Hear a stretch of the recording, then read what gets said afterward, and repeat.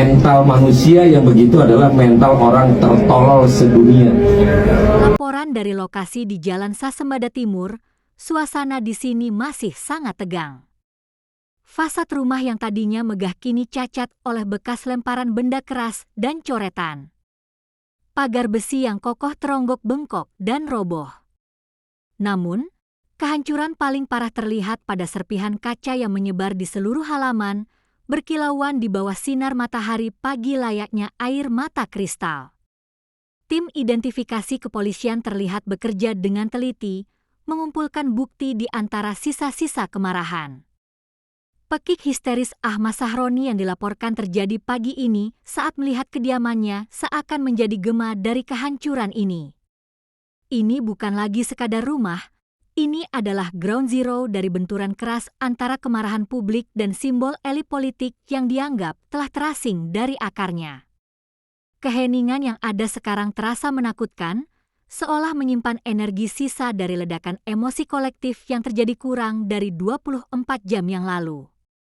Berdasarkan keterangan saksi mata dan kompilasi data di lapangan, insiden ini tidak terjadi secara tiba-tiba.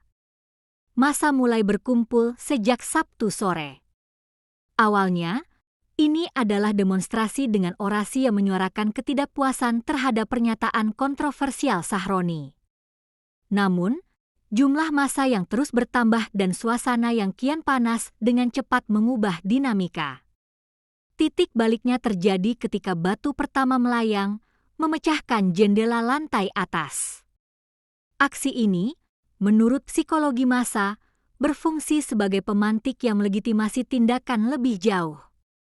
Dalam hitungan menit, hujan batu dan benda keras tak terhindarkan. Fokus massa kemudian beralih ke pagar rumah yang dianggap sebagai penghalang fisik antara mereka dan target kemarahan. Dengan kekuatan kolektif, pagar tersebut berhasil dijebol. Momen rubuhnya pagar ini menjadi titik krusial, euforia massa meledak, dan tidak ada lagi yang bisa membendung gelombang manusia yang menerobos masuk ke halaman. Urutan kejadian ini menunjukkan eskalasi yang cepat dan terprediksi dalam konteks kemarahan publik yang tidak termediasi, di mana amarah yang tadinya abstrak menemukan target fisik untuk dilampiaskan.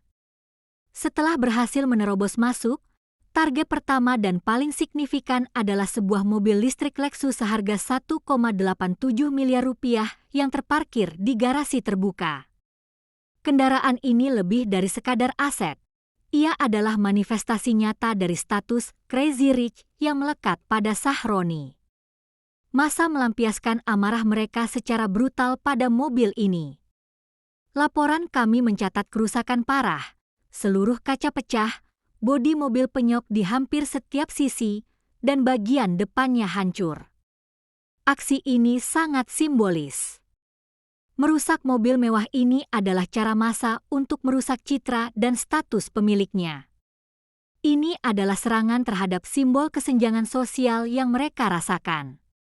Tidak berhenti di situ, saat massa masuk ke dalam rumah, perusakan terus berlanjut. Furnitur mewah dihancurkan, barang-barang pecah belah dilempar, dan setiap sudut yang memancarkan kemewahan menjadi target vandalisme. Penghancuran simbol-simbol ini adalah pesan yang jelas, kemarahan mereka bukan hanya ditujukan kepada individu Ahmad Sahroni, tetapi juga kepada gaya hidup dan status sosial yang dianggap tidak peka terhadap penderitaan rakyat. Untuk memahami akar dari amuk massa ini, kita harus mundur ke beberapa waktu sebelumnya. Pemicu utamanya adalah pernyataan Ahmad Sahroni saat menanggapi seruan pembubaran DPR. Ia melabeli mereka yang menyuarakan aspirasi tersebut sebagai mental tolol. Pernyataan ini, yang mungkin dianggapnya sebagai pembelaan institusional, diterima oleh publik sebagai sebuah arogansi dan penghinaan. Di era digital, ucapan ini menyebar secepat kilat, menjadi viral dan memicu badai kecaman. Bagi masyarakat di dapilnya, khususnya Jakarta Utara yang merupakan basis kelas pekerja, label tersebut terasa sangat personal dan merendahkan. Analisis kami menunjukkan bahwa pernyataan ini menjadi titik api, mengkristalkan berbagai kekecewaan yang sudah ada sebelumnya terhadap elit politik. Ucapan tersebut dianggap sebagai bukti nyata adanya jarak yang menganga antara wakil rakyat dan realitas kehidupan konstituennya. Massa yang datang ke rumahnya tidak hanya marah, mereka merasa terhina dan dilecehkan secara verbal oleh orang yang seharusnya mewakili suara mereka. Latar belakang Ahmad Sahroni menambah lapisan ironi yang dalam pada peristiwa ini. Ia lahir dan besar di Kebon Bawang, lingkungan yang sama tempat rumah megahnya kini berdiri dan dihancurkan. Perjalanannya dari seorang anak biasa di Tanjung Priok menjadi seorang pengusaha sukses dan politisi nasional seringkali dibingkai sebagai kisah inspiratif. Julukan Crazy Rich Tanjung Priok pun lahir dari narasi ini. Namun, peristiwa Sabtu sore menunjukkan sisi lain dari narasi tersebut. Kesuksesan yang sama, yang dulu mungkin dibanggakan oleh sebagian warga, kini justru menciptakan tembok pemisah. Gaya hidupnya yang mewah, koleksi mobil sport, dan pergaulannya di kalangan atas yang kerap ia tampilkan, tampaknya membuatnya terlihat jauh dan tidak terjangkau. Serangan ini bisa dilihat sebagai bentuk penolakan dari kampung halamannya sendiri, sebuah pesan pahit bahwa ia mungkin telah berhasil secara materi, tetapi dianggap gagal menjaga koneksi emosional dan sosial dengan akar rumput tempat ia berasal. Rumahnya yang megah di tengah lingkungan padat menjadi simbol fisik dari keterasingan tersebut.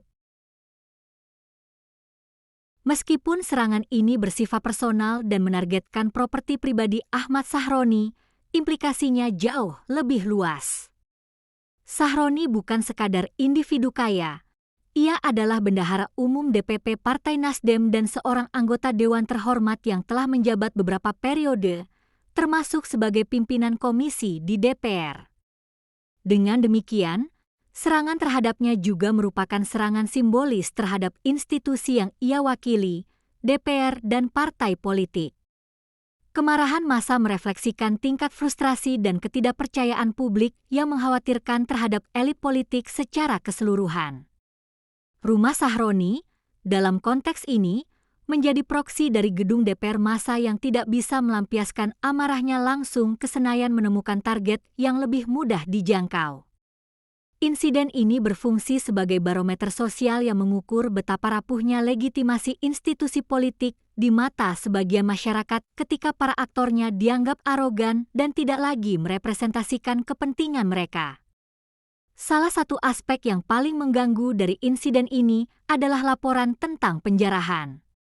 Saksi mata dan bukti di lokasi menunjukkan bahwa massa tidak hanya merusak, tetapi juga mengambil barang-barang dari dalam rumah.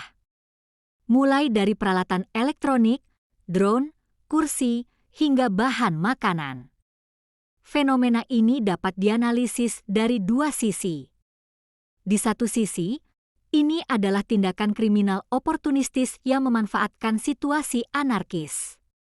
Namun di sisi lain, dalam konteks protes sosial, aksi, menziarahi, atau mengambil barang milik target bisa memiliki makna simbolis. Ini bisa diinterpretasikan sebagai tindakan, reklamasi, atau mengambil kembali apa yang dianggap sebagai hak mereka dari sosok yang dianggap telah menumpuk kekayaan secara tidak adil atau hidup mewah di atas penderitaan rakyat. Terlepas dari interpretasinya, aksi penjarahan ini memperlihatkan sisi tergelap dari sebuah amuk massa, di mana batas antara protes yang didasari kemarahan ideologis dan tindakan kriminalitas menjadi sangat kabur dan berbahaya. Tim kami berhasil mewawancarai beberapa warga yang tinggal di sekitar lokasi kejadian, tentunya dengan syarat anonimitas. Kesaksian mereka melukiskan gambaran ketakutan dan kebingungan. Seorang ibu rumah tangga mengaku mengunci diri di dalam rumah bersama anak-anaknya, mendengarkan suara riuh dan pecahan kaca dengan jantung berdebar. Kami takut massa salah sasaran, kami hanya warga biasa, ujarnya dengan suara bergetar. Seorang pemilik warung di ujung jalan menceritakan bagaimana kerumunan itu tumbuh dari puluhan menjadi ratusan orang dalam waktu singkat. Menurutnya, banyak di antara mereka bukan warga asli sekitar, melainkan massa yang datang dari berbagai penjuru Jakarta Utara. Namun, ada pula suara-suara sumbang yang terdengar lebih pelan, yang meski tidak membenarkan perusakan, mengaku bisa memahami kemarahan massa terhadap pernyataan Sahroni. Kesaksian-kesaksian ini menunjukkan dampak langsung insiden ini terhadap komunitas lokal, menciptakan trauma dan kecemasan, sekaligus menyoroti kompleksitas sentimen publik di tingkat akar rumput.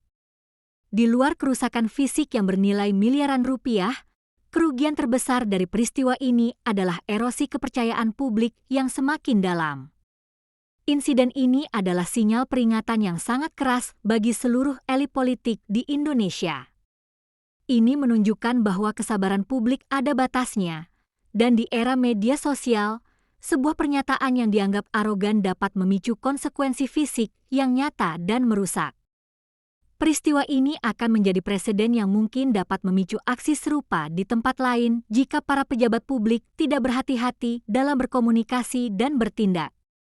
Bagi Partai Nasdem, ini adalah krisis citra yang serius yang harus ditangani dengan bijaksana. Secara lebih luas, insiden ini mempertanyakan kembali efektivitas saluran demokrasi formal. Ketika warga merasa suara mereka di parlemen tidak didengar dan malah dihina, mereka mungkin akan mencari cara-cara lain yang lebih ekstrim untuk menyuarakan aspirasi mereka di jalanan. Kini, bola ada di tangan aparat penegak hukum dan Ahmad Sahroni sendiri. Pihak kepolisian dihadapkan pada tugas berat untuk mengidentifikasi dan menindak para pelaku perusakan dan penjarahan demi tegaknya supremasi hukum. Proses ini harus dilakukan secara transparan untuk menghindari tudingan kriminalisasi terhadap ekspresi publik. Di sisi lain, Ahmad Sahroni dan elit politik secara umum dihadapkan pada momen refleksi yang krusial. Apakah insiden ini akan dianggap murni sebagai tindak kriminal, ataukah akan dilihat sebagai kritik sosial yang brutal yang menuntut adanya perubahan sikap dan pendekatan? Langkah-langkah rekonsiliasi dan dialog yang tulus mungkin diperlukan untuk memperbaiki hubungan yang telah retak. Bagaimana kasus ini ditangani ke depannya tidak hanya akan menentukan nasib para pelaku, tetapi juga akan membentuk lanskap hubungan antara rakyat dan para wakilnya di masa yang akan datang. Puing-puing di Jalan Sasembada Timur kini menjadi pengingat bisu akan kerapuhan tatanan sosial ketika komunikasi dan kepercayaan telah runtuh.